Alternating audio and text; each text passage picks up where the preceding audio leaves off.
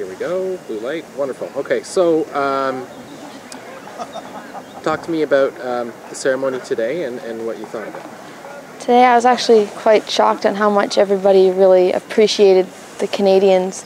Like, I turned and actually handed out some of the flags that we were given to some of the Dutch people behind me, and they were so thankful, and they were like, I swear one of them wanted to jump up and give me a hug. It was actually quite surprising how much they appreciate what Canadians have done in the past.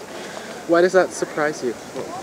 Just when you're at home and you're doing Remembrance Day ceremonies, it's different. It's not as, like, no, people are appreciative, but just not as appreciative. Mm-hmm. Like, they fought for our freedom, but I guess for them it meant more than it does to some people back home. Now you're one of the cadets that I've spoken to, right? No, that was the cadet.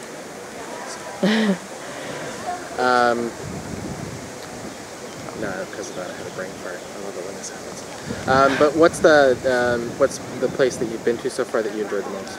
I think the cemetery at Benny-sur-Mer. Mm-hmm. As soon as I walked in there and saw how many graves there were, and it touched me the most. I felt like I wanted to cry. It was very emotional time. Is it one of the larger cemeteries that you've been to so far? I think this is the one we're standing is the largest that we've been to. When you walk in and you see, I mean, it sounds like it's right out of Flanders Fields, but when you walk in you see that row, those rows upon rows upon rows. I think it's more of a realization how many people really did give their lives for everybody else's freedom. And you had a little presentation here today with one of your teachers. Yeah. Tell me a little bit about what you think about having an opportunity to share in that.